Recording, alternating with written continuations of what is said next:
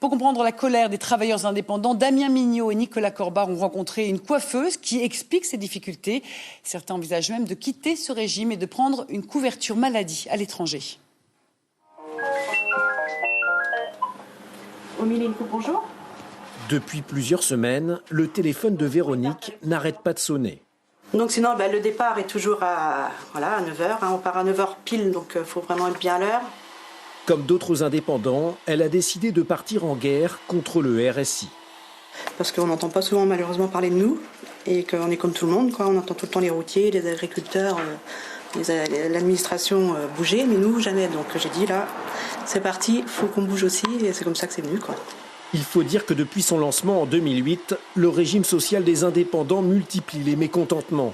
Problèmes administratifs, centres d'appel saturés, un démarrage raté qui a exacerbé la grogne des petits patrons pris à la gorge.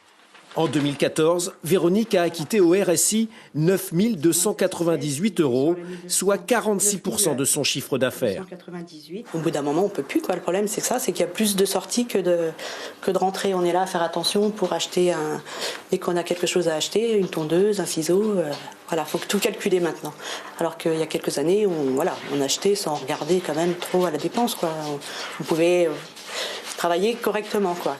D'autres indépendants ont choisi une solution extrême, quitter purement et simplement le régime RSI pour s'assurer à l'étranger. On les appelle les libérés.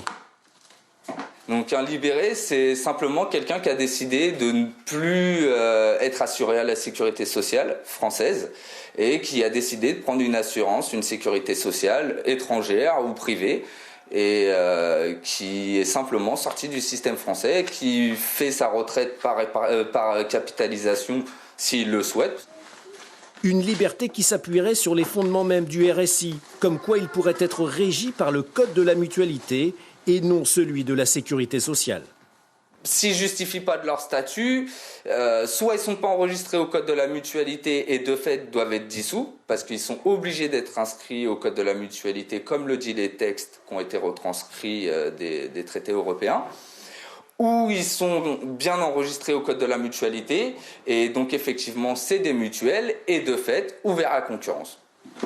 Le 23 mars prochain, le tribunal de Limoges tranchera en appel sur ce sujet. Une décision qui pourrait avoir de lourdes conséquences. On parle de 60 000 indépendants intéressés par l'exil social.